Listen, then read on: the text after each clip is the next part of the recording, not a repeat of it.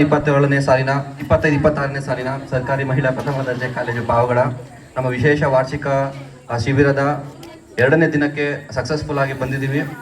ಇವತ್ತಿನ ಕಾರ್ಯಕ್ರಮಕ್ಕೆ ವಿಶೇಷ ಆಹ್ವಾನಿತರಾಗಿ ಉಪನ್ಯಾಸ ಕಾರ್ಯಕ್ರಮಕ್ಕೆ ಬಂದು ಪ್ರೊಫೆಸರ್ ಎಂ ಗೋವಿಂದರಾಜ್ ಸರ್, ಮುಖ್ಯಸ್ಥರು ಕನ್ನಡ ವಿಭಾಗ ಸರ್ಕಾರಿ ಪ್ರಥಮ ದರ್ಜೆ ಕಾಲೇಜು ಮಧುಗಿರಿ. ಅವರು ಆಡಿದಂಥ ಮಾತುಗಳು ಒಂದು ಕ್ಷಣಕ್ಕೆ ನಮ್ಮ ಬಾಲ್ಯನ ನೆನಪು ಮಾಡುತ್ತೆ. ಯಾಕಂತ ಹೇಳಿದ್ರೆ ಇಲ್ಲಿ ಈಗಿನ ಕಾಲದವರೆಲ್ಲ ZG ಜನರೇಷನ್ ಇರುವಂಥವ್ರು, ಯಾರೇ ಒಬ್ಬ ಸ್ವಲ್ಪ ಹಿರಿಯರು ಏನೇ ಒಂದು ಉಪನ್ಯಾಸ ಕೊಟ್ಟರು ಸಹ ಈಗಿನ ಜನರೇಷನ್ ಮೈಂಡ್ ಸೆಟ್ ಹೇಗಿದೆ ಅಂತ ಹೇಳಿದ್ರೆ, ಅಯ್ಯೋ ಅವ್ನು ತುಂಬ ಕೂಯ್ತಾನೆ ಬಿಡಪ್ಪ, ಹೇಗೆ ಬೇಕು ಅವ್ನ ಮಾತು ನಮಗೆ ಅಂತ ಹೇಳಿ.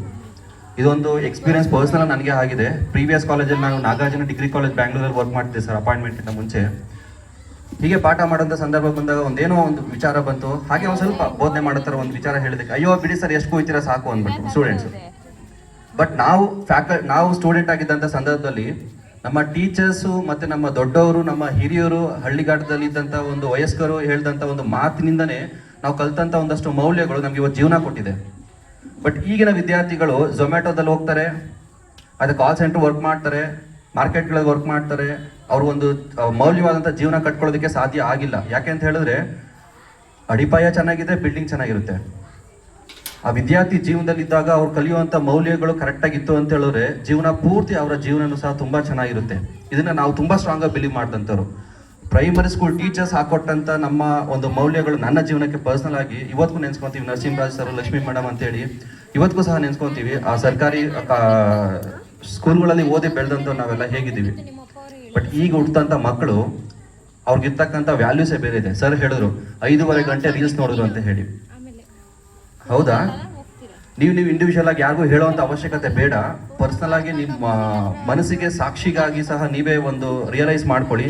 ನೀವು ಸಹ ದಿನಕ್ಕೆ 24 ಗಂಟೆಯಲ್ಲಿ ಎಷ್ಟು ಟೈಮು ಮೊಬೈಲ್ಸ್ಗಳಲ್ಲಿ ರೀಲ್ಸ್ಗಳನ್ನ ನೋಡ್ತೀರಾ ಅಂತ ಹೇಳಿ. ಹೌದಾ?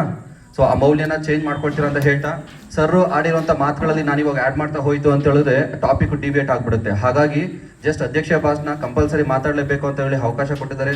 ಈ ಒಂದು ಶಿಬಿರ ತುಂಬ ಚೆನ್ನಾಗಿ ನಡೀಲಿ ಅಂತ ಒಂದು ಆಶಿಸ್ತಾ, ಎಲ್ಲ ವಿಶೇಷ ಶಿಬಿರದಲ್ಲಿ ಅವಕಾಶಗಳು ಸಹ ಎಲ್ಲರಿಗೂ ಸಿಗೋದಿಲ್ಲ. ಈ ಒಂದು 80 ಜನ ಏನು ಸ್ಟೂಡೆಂಟ್ಸ್ ಬಂದಿರೋ ನಿಮ್ಗೆ ಸಿಕ್ಕಿದೆ.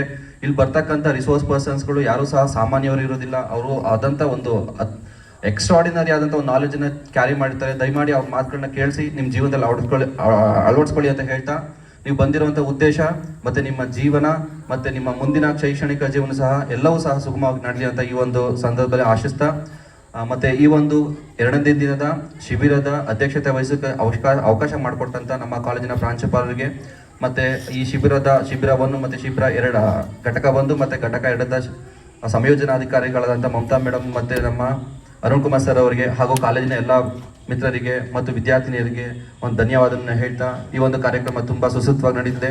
ಮತ್ತು ಇವತ್ತಿನ ಕಾರ್ಯಕ್ರಮದಲ್ಲಿ ವಿಶೇಷವಾಗಿ ಆಹ್ವಾನಿತರಾಗಿ ಬಂದಂಥ ಪುಟ್ಟರಾಜು ಸರ್ ಮತ್ತು ಗೋವಿಂದರಾಜ್ ಸರ್ ಅವರು ತುಂಬ ಇವತ್ತಿನ ಉದ್ದೇಶ ಏನಿತ್ತು ಅದು ಪರಿಪೂರ್ಣ ಮಾಡಿದ್ದಾರೆ ಅಂತ ನಾವು ಭಾವಿಸ್ತಾ ಇದ್ದೀವಿ. ಸೊ ಅವರಿಗೂ ಸಹ ನಾನು ವೈಯಕ್ತಿಕವಾಗಿ ಧನ್ಯವಾದಗಳನ್ನ ಹೇಳ್ತೀನಿ. ಮತ್ತು ಅವ್ರ ಮಾತುಗಳನ್ನ ತುಂಬ ಆಲಿಸಿದ್ದೀವಿ ಅಂತ ಹೇಳ್ತಾ ಈ ಒಂದು ಅವಕಾಶಕ್ಕೆ ಧನ್ಯವಾದನ ಹೇಳ್ತೀನಿ. Thank you so much.